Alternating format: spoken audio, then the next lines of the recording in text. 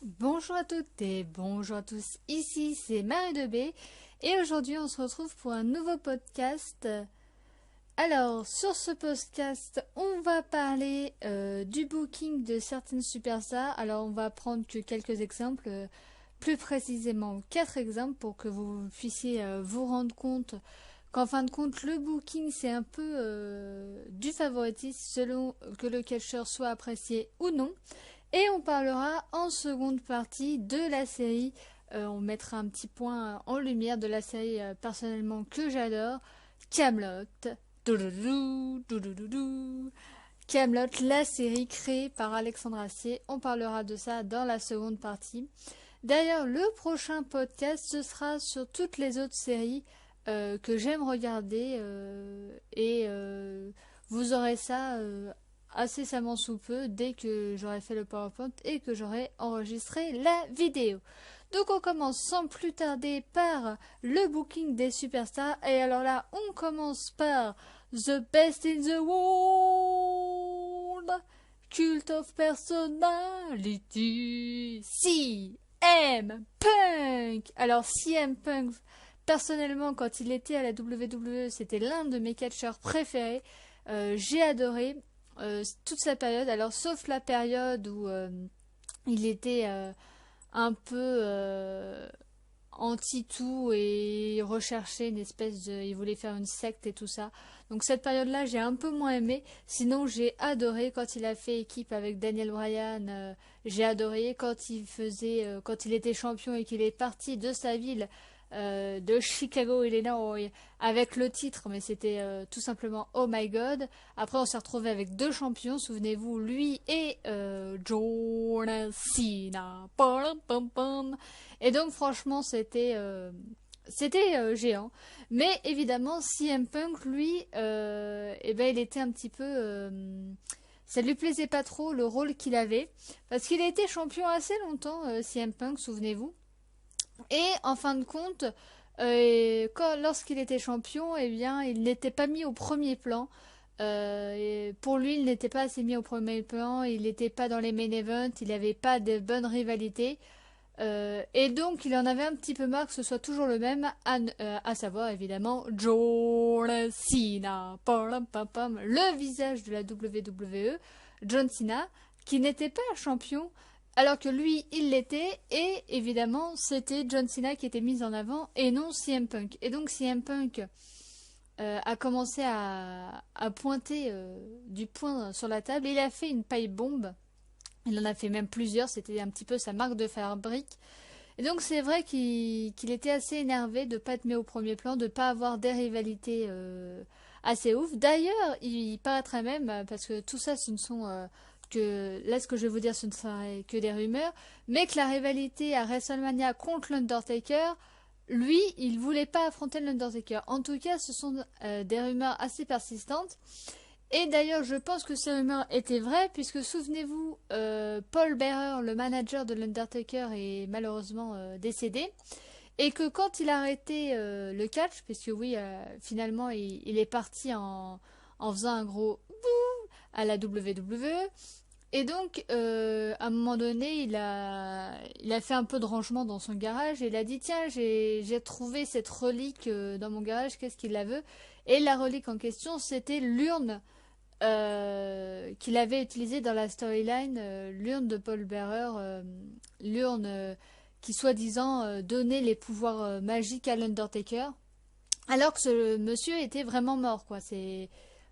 Donc c'est vrai que j'ai trouvé ça assez déplacé de sa part parce que qu'on soit contre faire une rivalité contre l'Undertaker, alors que, bon, moi personnellement je comprends pas parce que c'est quand même l'Undertaker. Alors vous allez me dire, oui, il est pas tout jeune et il ferait mieux de le ranger au placard et en fin de compte, la dernière euh, contre Triple H, le Hell in a Cell avec Shawn Michaels en tant qu'arbitre, la fin d'une ère, ils avaient appelé ça, ils auraient dû faire partir en retraite l'Undertaker. Et finalement, ils l'ont fait continuer. On sait ce qui s'est passé. Il a perdu, il a gagné contre CM Punk, qui était un Paul Heyman guy. Il a trahi Paul Heyman et après ça a été un petit peu la dégringolade. Un peu comme tous les Paul Heyman guys, hein, on en parlera. Des deux autres, notamment Curtis Axel, une fois qu'il était plus un poleman guy, c'était la loose. C'est Cesaro qui était un poleman guy, maintenant il l'est plus. Enfin, ou s'est rangé au placard, c'est voilà. Il y a eu plein de gens, en fin de compte, dès qu'ils étaient plus poleman guy, eh bien, c'était la descente un petit peu aux enfers. Et donc, CM Punk, lui, voilà, la rivalité contre l'Undertaker, voilà, ça ne le plaisait pas. Bon, soit, hein, chacun ses goûts et chacun la rivalité qu'il veut. Le match était quand même assez correct, on va dire, hein, parce que c'est quand même l'Undertaker, vu son âge, il peut plus faire les choses comme avant, hein. Et ensuite, CM Punk, voilà, il voulait une grande rivalité, il voulait être dans les main events, il voulait... En fait, il en voulait trop. Et évidemment, ça n'a pas plu au Booker de la WWE, Booker qui, du coup, se sont pris en grippe contre CM Punk et donc, du coup, leur a donné plus de rivalités secondaires, notamment la rivalité contre la Wyatt Family, souvenez-vous, avec Daniel Bryan. D'ailleurs, qui n'a jamais eu de fin, parce que, souvenez-vous, la Wyatt Family intervenait dans les matchs de CM Punk, intervenait dans les matchs de Daniel Bryan, CM Punk est intervenu pour aider Daniel Bryan, Daniel Bryan est intervenu dans les matchs où la Wyatt Family contre CM Punk. Ils ont eu un match, je crois que c'était au SummerSlam, si ma mémoire est bonne, contre la Wyatt Family, et après, le lendemain, il y a Bray Wyatt qui a enlevé Daniel Bryan, parce que Daniel Bryan, je crois qu'il était blessé déjà à l'époque. Et bah voilà, fin, voilà, c'était un petit peu une fin en queue de poisson, en queue de poisson. Donc voilà, CM Punk, il était assez, on va dire, pas content de ce qu'il avait, et donc il a préféré quitter la WWE. Mais évidemment, une fois qu'il a quitté la WWE, eh ben, il a craché un petit peu son venin de ce qu'il pensait dans la compagnie, hein, et ce qui a porté préjudice à Edge Lee, qui entre-temps était partie de la compagnie WWE et qui était revenue. Évidemment, quand elle est revenue, vu que c'était sa femme, vu qu'ils se sont mariés entre-temps, ça a porté préjudice à Edge Lee, qui évidemment à chaque fois qu'il combattait, on entendait le nom de CM Punk. D'ailleurs, CM Punk, vous n'avez même plus le droit aux pancartes et tout ça. Il y a eu il y avait des chants évidemment de CM Punk, mais vous faites pas d'illusions, il reviendra pas. Et d'ailleurs, ça a porté tellement préjudice à Edge Lee qu'Edge Lee a dû quitter la WWE, a dû choisir entre son homme et la WWE. Et d'ailleurs, ça a tellement eu la WWE en avait tellement marre des déclarations fulgurantes de CM Punk que ils ont mis Nikki championne et qui vont lui faire dépasser le titre en nombre de règnes pour dépasser le nombre de Edge Lee. Pour vous dire un petit peu la mesquinerie de tout ça, on se croirait à la cour de récré. Ah, on t'aime pas, du coup, Nikki va dépasser la longueur de règne de Edge Lee. D'ailleurs, maintenant, ils le disent presque toutes les semaines, donc ça, c'est sûr qu'elle va le dépasser. Je pense qu'elle va le déplacer assez large pour pas que ce soit trop flagrant qu'il fasse ça juste pour dépasser le règne de Edge Lee. Même si ça commence à être long, hein, faut pas se mentir, surtout que niveau rivalité, bah, les divas, de toute façon Vince McMahon l'a toujours dit que pour lui c'était du second zone. Alors, bonne nouvelle, apparemment il devrait avoir l'arrivée de Sasha Banks et de Charlotte plus tôt que prévu. Donc ça relancerait un petit peu la division des divas. En tout cas, CM Punk, voilà, il est parti et parce que son booking lui plaisait pas et que lui, il voulait être numéro 1, il voulait être le visage de la WWE. Or, jusqu'à présent, et bah, même à l'heure d'aujourd'hui, alors qu'il est que champion des États-Unis, c'est encore John Cena le plus vendeur en goodies. D'ailleurs, John Cena, voilà, on va vous spoiler.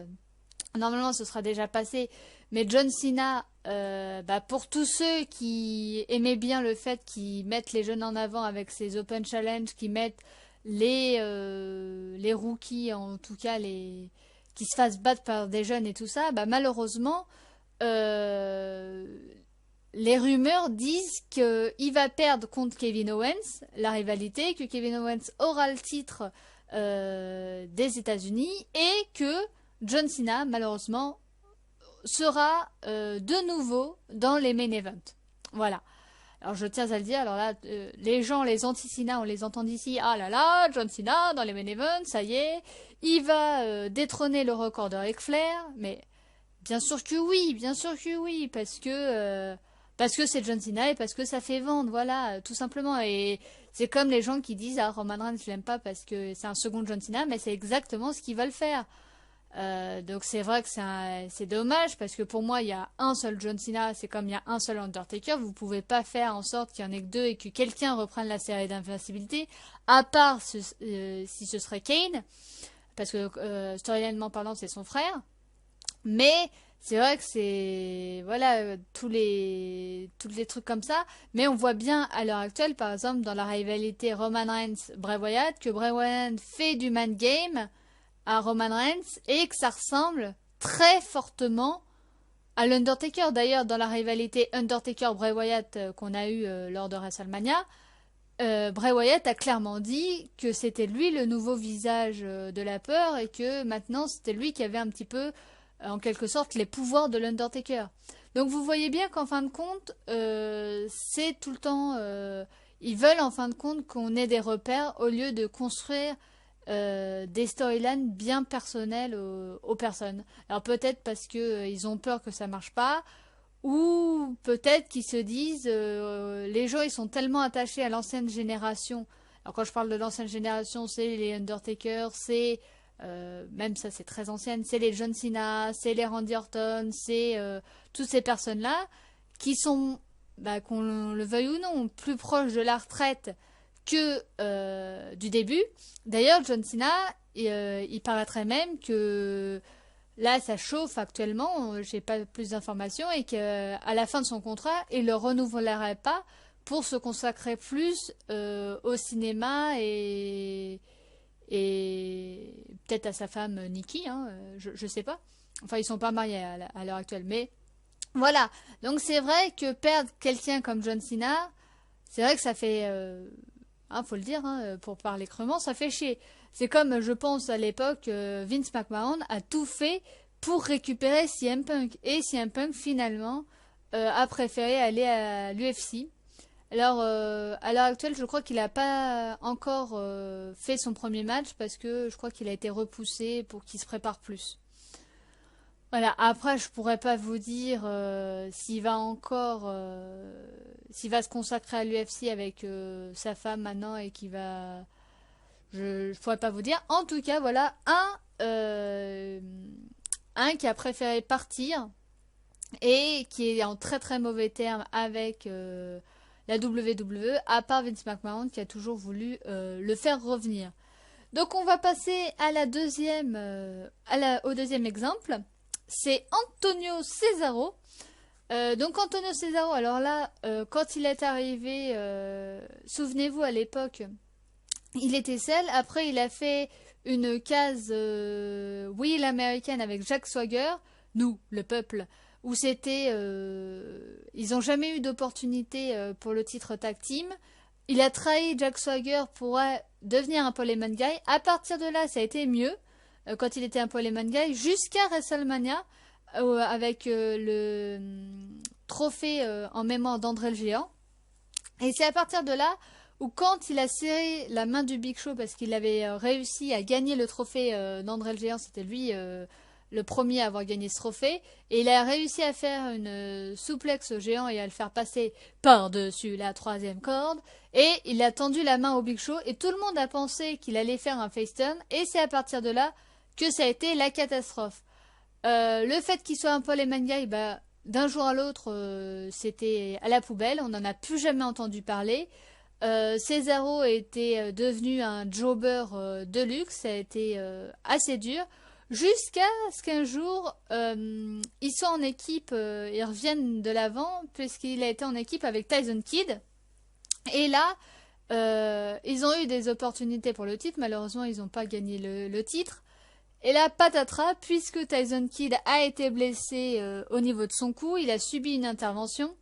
D'ailleurs, il paraîtrait même que la colonne vertébrale est touchée.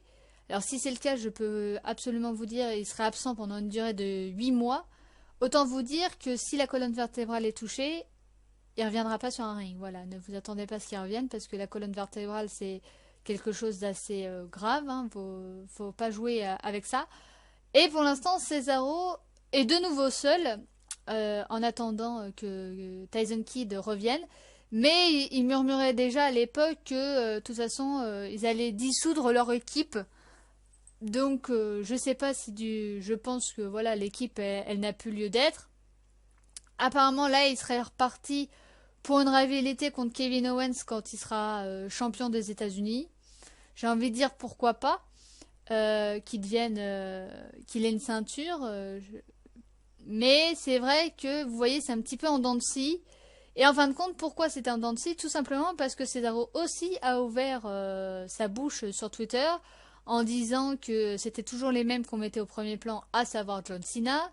Et du coup, les bookers n'ont pas apprécié, et donc du coup, paf, dégringolement.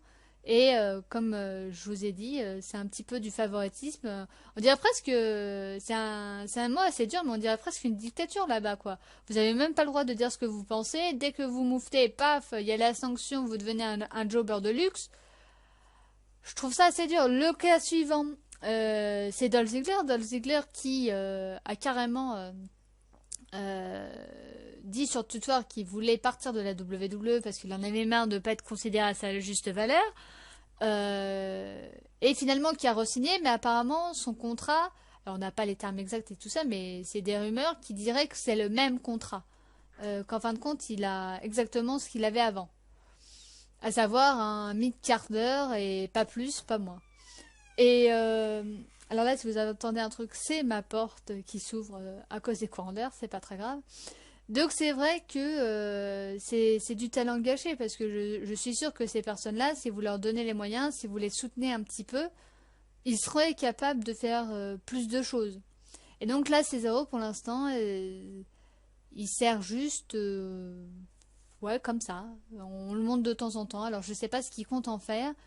Mais c'est vrai que je pense qu'il est encore dans une période assez compliquée.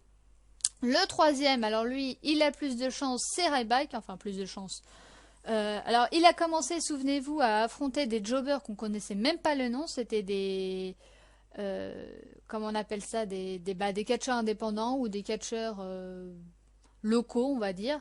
Et donc il en a affronté un, il en a affronté deux. Il les battait et on voulait que ce soit une bête, mais le problème c'est qu'il a affronté ça pendant de nombreuses semaines et donc on s'est vite lassé.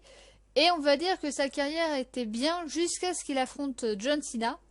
Souvenez-vous dans les 3 étages de l'enfer où finalement ça s'est fini en personne puisqu'ils sont passés à travers une c'était quoi une comment on appelle ça là, les spots là à travers voilà les spots bref et qu'ils ont retrouvé inconscient et donc l'arbitre a fait sonner la cloche et après ça paf dégringolade de Ryback on l'a plus vu euh, et alors tout le monde va dire que c'est John Cena le plafond de verre hein, ce fameux plafond de verre et quand vous l'affrontez ben direct après vous dégringolez c'est vrai que ça fait beaucoup de personnes que John Cena a arrêté en pleine ascension. Bray Wyatt, Ryback, on parle pas des anciens personnes, mais à l'heure d'aujourd'hui, jeudi. Donc Ryback et Bray Wyatt, déjà, ça fait 2. Mais bon, John Cena a perdu clairement et sans intervention le premier match de Kevin Owens à la WWE. Donc ça contraste et il a perdu, enfin il a gagné par disqualification et il a mis over Adrian Neville. Donc évidemment les gens vont vous dire que oui c'est bien mais que c'est un peu trop tard et tout ça. Bah oui mais vaut mieux tard que jamais et vaut mieux là maintenant que finalement on se retienne que John Cena, bah, le mec qui voulait toujours être numéro 1 et qui voulait pas laisser sa place. Voilà. Après c'est vrai que Ryback après ce passage contre John Cena, bah, on le voyait plus. Et finalement, il est revenu avec Curtis Axel, souvenez-vous, leur équipe Ryback, où ils ont tenté de faire les titres. Alors au début, ça marchait pas trop. Et à la fin, quand ça s'est fini, moi je commençais à bien les apprécier avec leur look de commandant Cousteau, avec leur bonnet et tout ça. Et finalement, ça s'est arrêté. Et Curtis Axel, encore un ancien Paul Heyman guy qui est maintenant. Mais alors là, Curtis Axel, on pourrait en parler aussi de Curtis Axel. Curtis Axel qui était, c'est quand même Curtis Axel, c'est le fils et le petit-fils de personnes qui sont dans le catch. Donc c'est quand même des gens de catch. Mister Perfect notamment. Hein. Je pense que vous savez qui est Mister Perfect. Et donc Curtis Axel, il a fait un combat contre Triple H. Il a été mis en avant, souvenez-vous. Ah oui, ça date, mais souvenez-vous, il a été mis en avant par Triple H et Triple H finalement il s'est senti mal et c'est Curtis Axel qui a gagné par décision, comment on appelle ça, du médecin. Et finalement, je sais pas trop ce qui s'est passé, on l'a plus vu jusqu'à ce que Curtis Axel soit avec Ryback. Où là, vers la fin, moi, voilà, il me faisait, voilà, je commençais à apprécier. Et finalement après, on l'a plus vu. Et on sait pas pourquoi Curtis Axel a eu un moment où je me suis dit ah tiens ça va repartir où il tenait un truc en Hulk Hogan quand il faisait juste son t-shirt et tout ça. Je me suis dit pourquoi pas. Et alors là, après ça a été la dégringolade. Il a fait équipe avec Damien Sandow qui s'était Damien Sandow aussi un autre talent gâché hein. Damien Sandow qui était plus avec le Miz, plus sa doublure où là il a eu son moment de top, il était plus avec sa doublure, là on s'est dit enfin il va devenir Damien Sandow et peut-être que ça va lui apporter d'autres opportunités. Et en fin de compte, non, ils l'ont fait arrêter d'être la doublure du Miz pour lui reprendre ses anciens personnages. Donc là, c'était Damien Macho Mendo pour faire la gimmick de Macho Man Randy Savage. Oh yeah! Et il était en équipe avec Curtis Axel. Et au début, ils étaient juste comme ça. Et après, ils se sont déguisés. Mais les déguisements ridicules en Hulk Hogan et en Randy Macho Man. Et ça a duré, je crois, un contre The Ascension, où ils ont perdu contre The Ascension. D'ailleurs, on n'a même pas su pourquoi. Et depuis, aucune nouvelle, ni de Curtis Axel, ni de Damien Sandow. En tout cas, pas à Raw ni à SmackDown. Parce que moi, je regarde que Raw et SmackDown. Alors peut-être qu'ils sont là à Main Event ou Superstar. Mais moi, je ne regarde pas Main Event et Superstar parce que ça fait pas avancer la storyline et il se passe pas grand chose à Main Event quand je regardais. J'ai jamais regardé Superstar.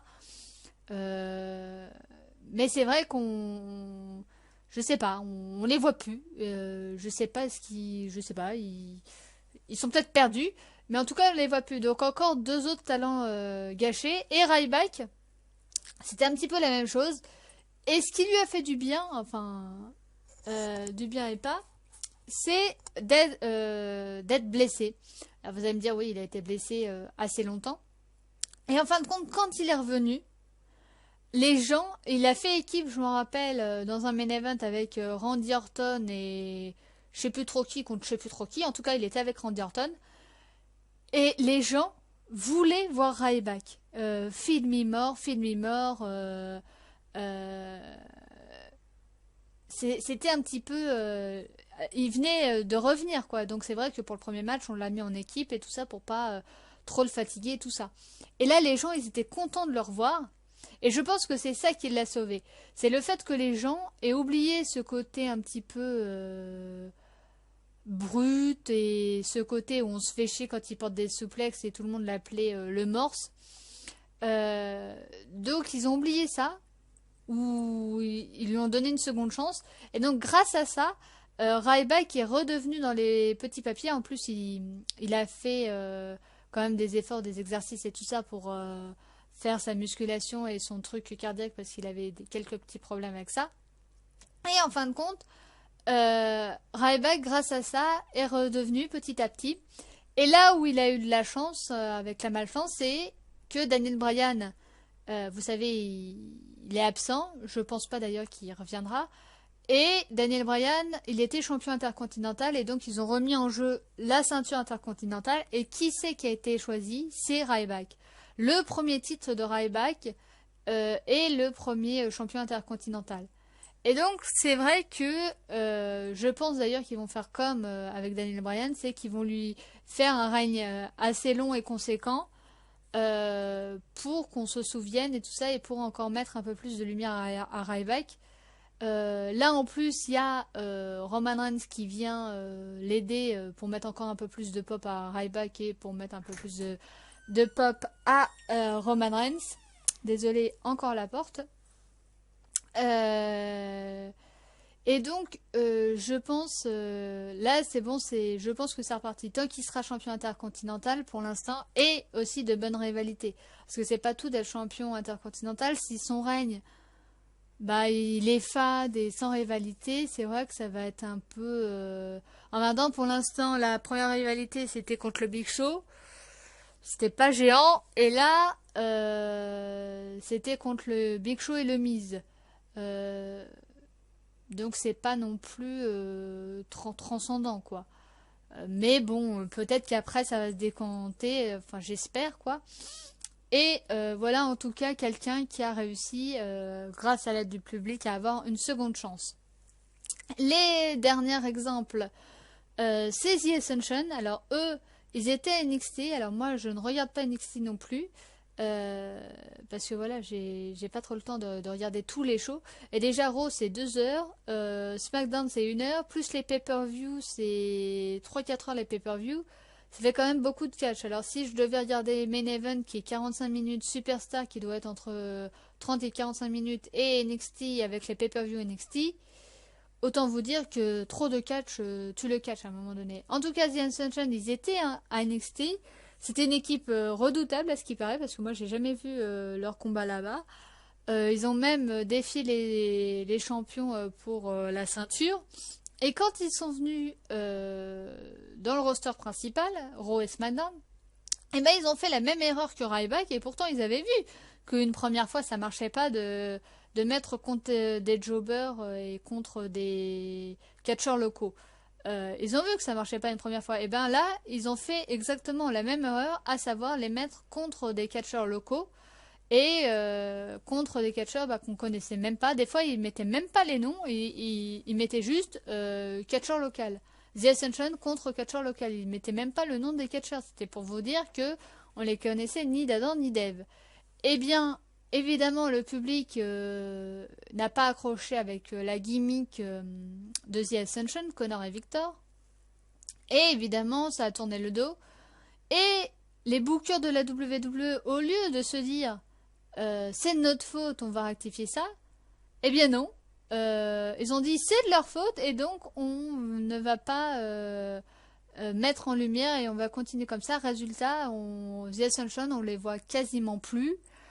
Et c'est une équipe mort-née en fin de compte. On les voit quasiment plus, ils sont quasiment plus utilisés. Le seule chose positive, c'était leur prestation à Elimination Chamber où ils ont quand même éliminé des équipes et ils ont quand même, on les a quand même mis un petit peu en avant. Là, je me suis dit, ah bah peut-être que ça va changer, peut-être qu'ils vont être mis en avant. Euh, Ils ont gagné contre qui déjà? Je crois que c'était les Lucha Dragons ou c'était les New Day qui ont gagné contre les Lucha Dragons. Non, ça devait être les New Day, hein, parce que The Ascension gagner contre les Lucha Dragons, ça ferait beaucoup. En tout cas, bref, la WWE ne s'est pas remis en cause et ne s'est pas dit bah, c'est de notre faute, c'est à cause du booking qu'on a fait que les gens n'apprécient pas et on va changer quelque chose. Bah non, au lieu de se dire ça, eh ben, ils continuent. Bah, à l'heure d'actuelle, ils continuent rien hein, parce que maintenant c'est mort et surtout qu'au niveau micro, mais c'était bah voilà, moi j'étais pas impressionnée du tout par leur niveau micro. Il paraît qu'ils peuvent faire mieux. Bah, le problème c'est que les peu de fois où je les ai entendus, je me suis dit ok. Et là quand je les ai entendus à SmackDown dernièrement contre Randy Orton, non mais c'était Ah non, mais oh mon Dieu. En fait, voilà, ils sont un peu comme, vous savez, comme les gens qui sont là juste pour, un peu comme Bodalas qui a servi de faire valoir pour faire revenir le rock et hop, je te fais mes trucs sur Bodalas. Bah eux, c'était un petit peu la même chose. Randy Orton était revenu à SmackDown pour dire qu'il allait botter le cul de Sheamus et résultat, The Ascension sont venus juste pour mettre Randy Orton over. Je voyais pas trop l'intérêt, mais voilà, il sert un petit peu, voilà, de faire valoir et de second couteau. Voilà, quand on sait pas quoi mettre, tiens, on va mettre The Ascension. Voilà, c'est dommage parce qu'il paraît que l'équipe elle était vachement bien et qu'à NXT ils avaient du potentiel et tout ça. Et en fin de compte, à cause, et là c'est vraiment à cause de la WWE, eh bien, à l'heure d'aujourd'hui, eh bien, ils sont carrément pas présents et carrément pas mis en avant. Voilà. Donc vous avez bien vu parmi ces 4 exemples, et on a parlé aussi de d'autres exemples, notamment Curtis Axel. euh, vous avez bien vu que Dolph Ziggler aussi, on a parlé un petit peu. Vous avez bien vu qu'en fin de compte, le booking de la WWE, c'était s'ils savaient quoi faire, par exemple avec Wade Barrett, ils savent pas vraiment quel gimmick lui donner. Pareil avec Adam Rose. Alors qu'Adam Rose, il paraît qu'à NXT, pareil, c'était quelqu'un d'assez, quand il était en Leo Kruger, d'assez exceptionnel. Et là, le fait qu'il soit en Adam Rose et en... D'ailleurs, vous remarquerez que ces Rose Bones ne sont plus là. Voilà, on ne sait pas où ils sont, mais je pense dans un placard, mais ils sont plus là. On a enlevé ces Rose Bones. Mais voilà, encore un autre garçon qui est broyé par ce booking et qui maintenant est juste là pour faire je sais même pas pourquoi il est là, c'est comme Fandango qui du coup était avec une puis était avec une autre puis était tout seul puis a changé de thème, il est passé d'un truc normal à un truc espagnol, puis est revenu, on sait pas pourquoi, à son truc d'avant. Voilà, il y a des choses comme ça où on n'explique pas. Et en fait, certaines explications viennent du fait que quand les bookers ont un truc à régler avec les superstars qui parlent un petit peu trop, vu que c'est une entreprise et qu'ils veulent gagner de l'argent, eh bien, voilà, ils le font payer par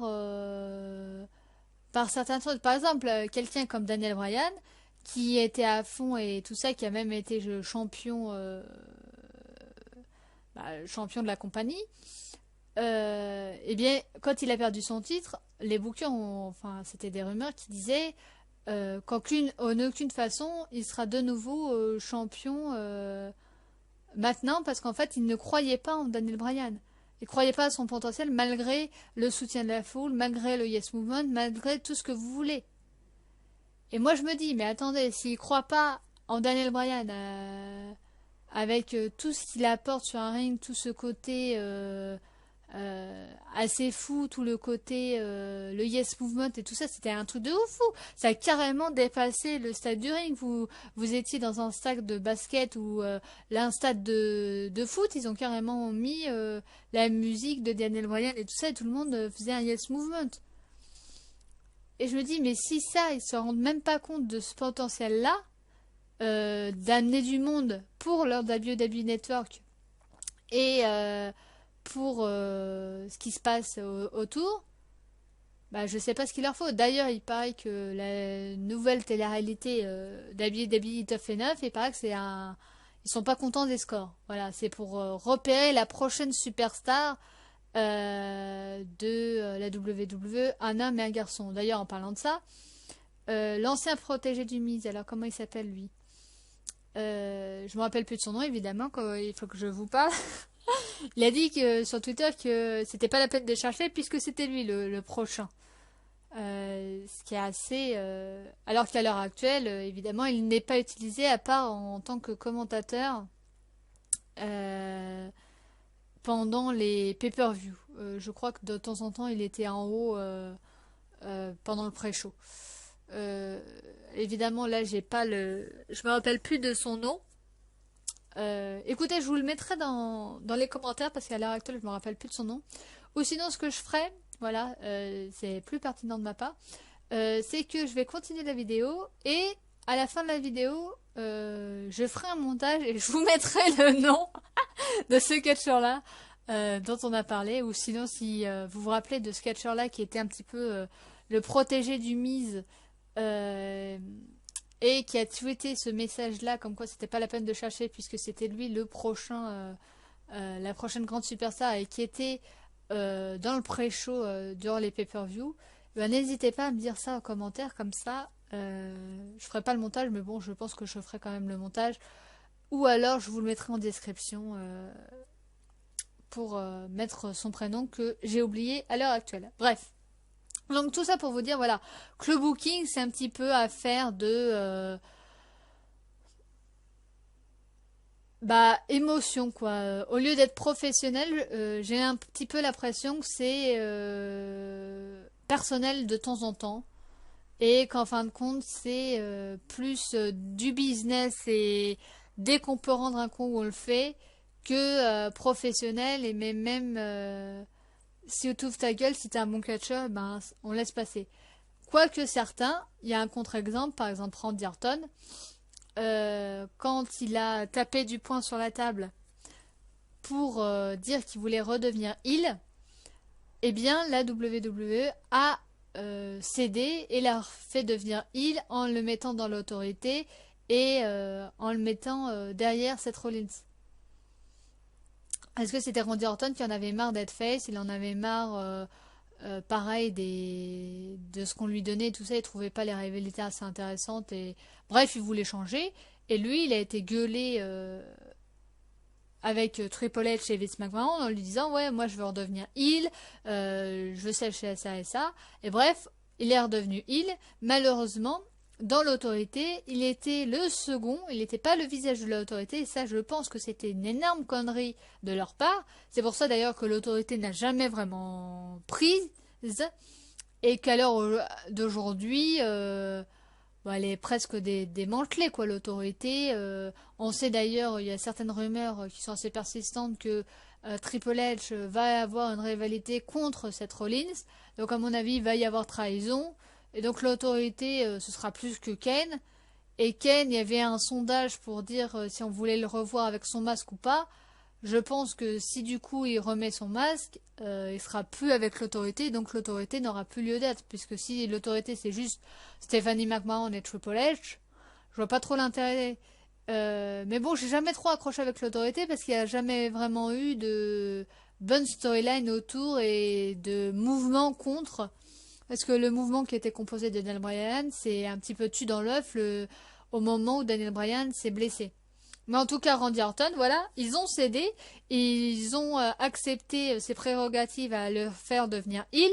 Mais malheureusement, et ça, voilà, je vous le disais, je pense que c'était une mauvaise idée, qu'il soit pas numéro 1, que ce soit lui le visage de l'autorité, qui soit le symbole de cette révolution, Et en fin de compte, non, c'était Seth Rollins, celui qui avait trahi le Shield.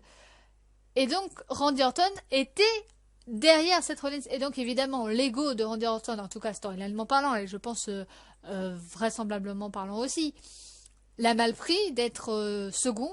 Et donc, évidemment que ça pouvait pas marcher. Et le retour foireux de Batista n'a pas arrangé les choses. Parce qu'il voulait reformer l'évolution bis avec Batista, Randy Orton et pourquoi pas Triple H ou Seth Rollins. Le problème, c'est que on l'appelait Boutista ou Bleutista avec ses slips bleus, pardon. Et donc, résultat, ça a été un échec total au retour de Batista. Les gens n'en voulaient pas, résultat il est reparti comme il est venu. Déjà ça c'était la première tuile. Et la seconde tuile c'est Randy Orton qui de plus en plus malheureusement à ne pas être numéro 1 et en fin de compte il était comme en face à être le numéro 2 à part que en face c'était derrière John Cena, là c'était numéro 2 derrière Seth Rollins. Et donc résultat ça n'a pas duré, il a trahi l'autorité et il est redevenu face. Voilà, on l'a fait redevenir face. D'ailleurs, en parlant de ça, un autre qui devrait revenir en face, c'est Stardust, et qui devrait à avoir une pop, on va dire grâce, mais c'est même pas grâce, c'est triste à dire, mais à cause ou grâce, ça c'est... Moi je pense que c'est dommage d'attendre ça, avec la mort malheureusement de son papa, Dusty Rhodes. Et il reviendra en face parce qu'ils se disent que le public aurait du mal à le huer vu ce qui s'est passé. Et ça, je suis assez d'accord avec lui. D'ailleurs, il était présent au Raw de la semaine, pas dernière, mais la semaine passée. Et donc, ils l'ont pas encore utilisé, mais je pense que ça ne devrait pas tarder. Et qui vont l'utiliser bientôt et qui sera là en face. Et je me demande même si pendant le match, ils vont pas... si voilà, Stardust ne va pas faire des prises de Dusty Rhodes et finalement va enlever son truc pour devenir de nouveau Cody Rhodes. Je sais pas parce que Stardust n'a pas vraiment pris. En fait, ça a pris juste, je pense, pour que Goldust ait un titre et puisse partir avec un titre tag team. Voilà, je pense que c'était juste pour ça. Après, je sais pas, peut-être que c'était, mais je pense, voilà, je pense très clairement que c'était pour ça qu'ils l'ont fait. Et là, je sais pas, est-ce qu'il va continuer à être Stardust alors que ça marche pas trop? Il devait y avoir une rivalité avec l'acteur qui jouait le rôle principal de la série Arrow. Alors pour ceux qui savent pas, Arrow c'est quoi? C'est un peu Robin des Bois, mais version 2014, un peu justicier Batman, voilà, mais avec des flèches. Voilà, c'est un petit peu ça le principe. Et donc, voilà, Stardust, est-ce qu'il va rester Stardust ou est-ce qu'il va être de nouveau Cody? Bah, par exemple, encore une fois, voilà, Cody Rhodes, quelqu'un, malgré qu'il soit fils de catcheur, petit-fils de catcheur et tout ça, quelqu'un qui a eu beaucoup de mal et qui était pas assez mis en avant parce qu'il a toujours été dans des groupes. Il était notamment avec Randy Orton et Ted DiBiase dans un groupe. Après, il était avec son frère avec les Rhodes. Après, c'était encore avec son frère, mais avec en tant que Stardust. Il a été seul, mais voilà, ça a pas. Quand il était seul, ouais, il était champion intercontinental et tout ça, mais il n'a pas vraiment eu beaucoup de succès. Il n'était pas pareil que Goldust. Goldust, il a toujours été un petit peu sous-estimé. Et là, quand il est devenu Stardust, qu'il était seul quand il a trahi son frère, bah, il n'a pas vraiment eu de rivalité ensuite qui a fait que il soit mis en avant. Alors là, je sais pas ce qu'ils comptent faire avec Stardust et ce qu'ils vont leur refaire devenir Cody. Je sais pas. Je sais pas. Ça, c'est à voir. En tout cas, il va revenir et il sera face. Voilà, c'est le point à retenir. Et il va avoir un truc, une petite rivalité ou une storyline autour de lui pour le mettre un petit peu en avant par rapport au décès de son père. Je trouve ça vraiment dommage qu'ils aient attendu ça pour le mettre en avant, mais d'un autre côté, je suis quand même contente de revoir Cody Rhodes en action, même en Stardust, parce qu'il avait carrément changé sa personnalité, son catch et tout ça. Et c'est quand même du travail, hein, faut pas se mentir. Et donc, je suis quand même contente de le revoir en action dès qu'il sera là. Donc, on verra si... J'espère voilà, qu'ils vont le refaire venir très très vite. Voilà, bah, comme vous avez compris ce que j'en pense du booking, voilà, en un mot. Après, nous passerons à la série, le décortiquement de la série. Bah, voilà, moi je trouve ça dommage que certaines superstars soient tuées dans l'œuf, qui donnent pas du temps et que si on fait une erreur, bah c'est pas grave, on donne une deuxième chance. Je trouve ça dommage que, en même temps, ils peuvent pas trop se permettre. Hein, c'est une compagnie. Hein, vous vous rendez compte si à chaque fois au boulot vous faites une connerie, on te dit c'est pas grave. Je comprends aussi que rentablement, justement, c'est pas rentable.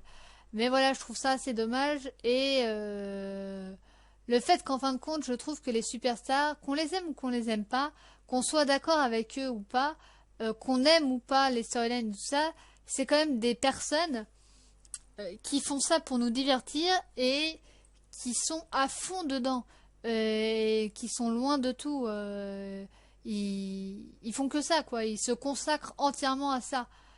Et c'est vrai que des fois, je trouve que ben, ils n'ont pas le mérite qu'ils devraient avoir. Parce que moi, je trouve que toute personne qui fait ça, qui se dévoue à une cause, à une passion, eh ben, devrait avoir de la lumière et devrait avoir du spotlight. Et on devrait voir des garçons bah, en avant avec des storylines construites, des bookings construits, pas tout le temps les mêmes en avant, voilà.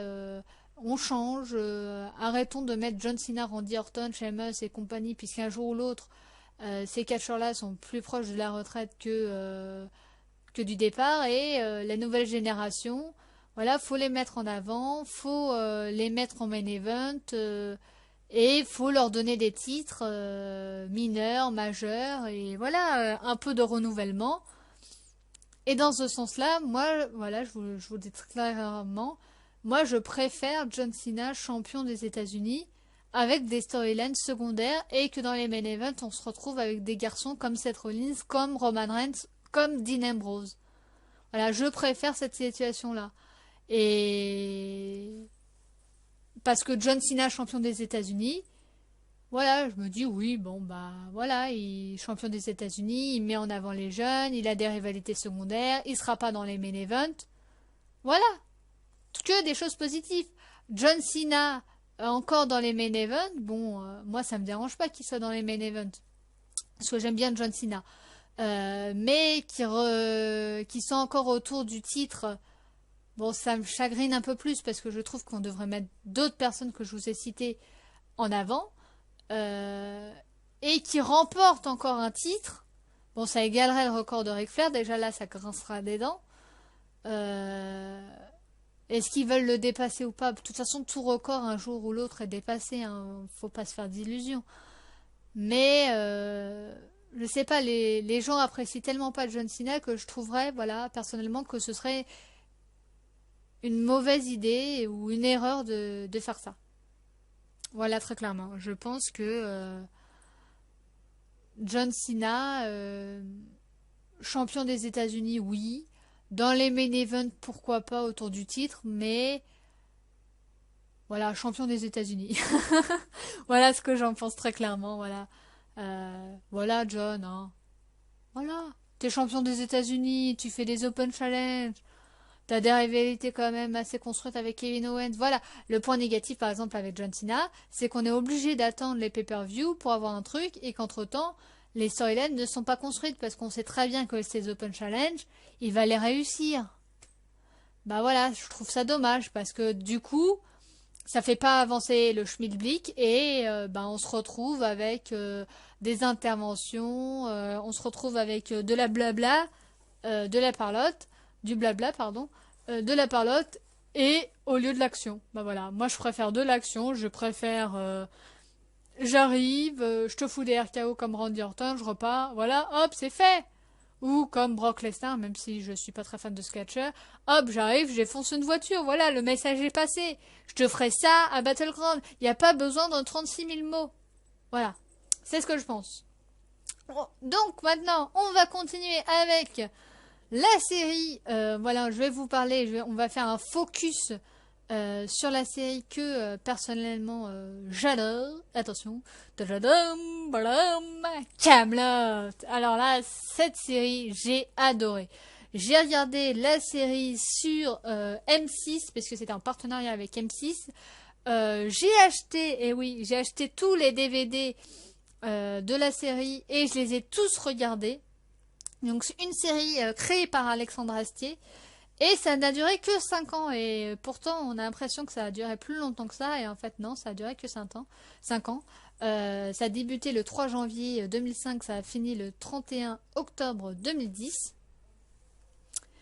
Et il y a 6 livres.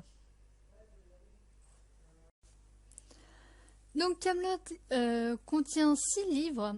Du livre 1 au livre 4, c'est un petit peu l'histoire de Kaamelott. Dans le château, c'est le roi Arthur avec les chevaliers, donc les ou des quêtes confiés par la Dame du Lac concernant le Graal ou des indices pour trouver ce fameux Graal. Donc c'est les 4 livres où c'est les répliques sont les plus drôles, notamment avec Perceval et Caradoc. D'ailleurs, en parlant de Perceval et Caradoc, il y a d'autres, évidemment, d'autres personnes. Donc il y a le roi Arthur, il y a Yvain Gauvin, il y a Lancelot du Lac, il y a Guenièvre, il y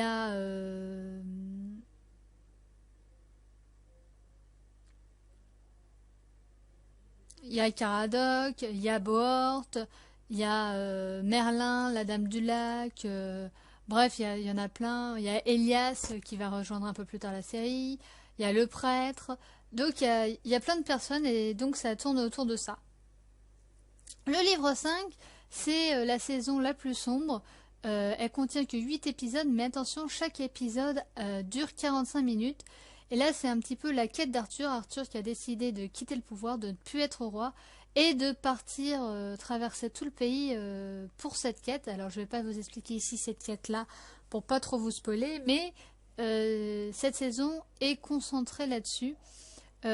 Arthur qui décide de partir parce que c'est assez vital pour lui d'avoir une réponse et de traverser tout le pays justement pour avoir cette réponse-là.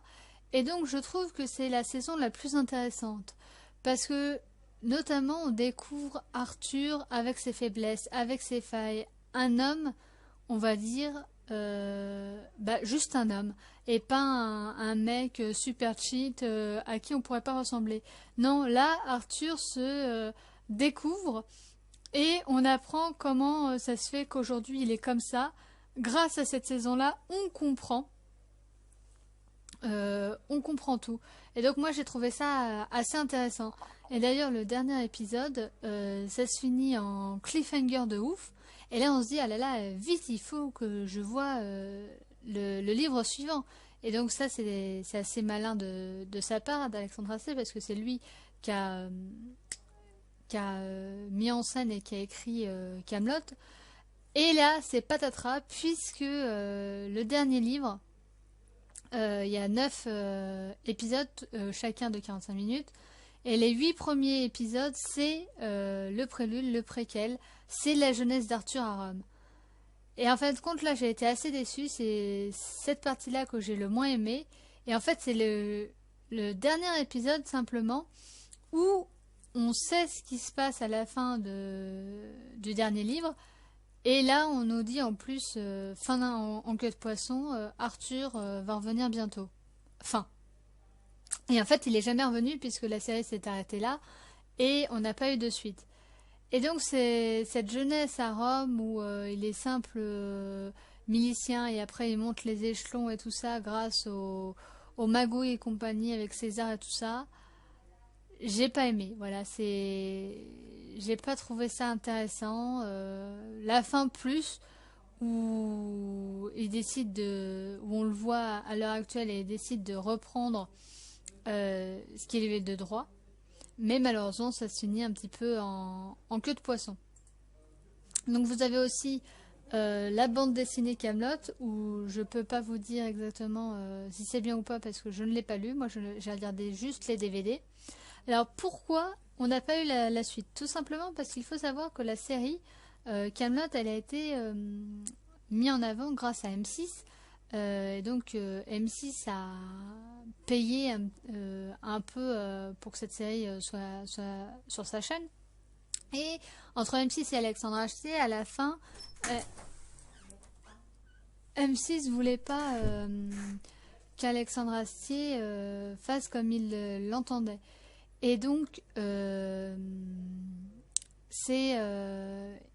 a dû faire des concessions et tout ça. Et donc, lui, ça lui a pas plu. Et donc, en plus, pour lui, il voyait la fin sur le cinéma. Ou plutôt au cinéma, pour parler français. Pas avec un, mais 2 films. Donc, le premier film serait retracé... quand lui était parti, ça aurait retracé l'espèce de régence qui était... à Kaamelott, qu'est-ce qui s'est passé pendant ce moment-là jusqu'à l'avènement au pouvoir de Lancelot. Et le second film, ça aurait été Arthur fomentant un projet pour récupérant des troupes pour évidemment revenir à Camelot pour, à mon avis, trucider Lancelot. Et les deux projets n'ont pas eu lieu, tout simplement parce qu'évidemment, le cinéma, c'est beaucoup plus cher qu'une série. Ça, c'est un premier point. Et le deuxième point, c'est qu'Alexandre Astier a été assez occupé, puisqu'il a fait du théâtre. Il a fait 2 pièces de théâtre, une sur Bach et une autre sur l'astronomie et les extraterrestres et tout ça. Il a prêté sa voix dans un film, les Astérix, où il prête sa voix. Donc ça fait beaucoup de projets. Et donc évidemment la Kaamelott, on attend toujours, et ça fait 5 ans qu'on attend.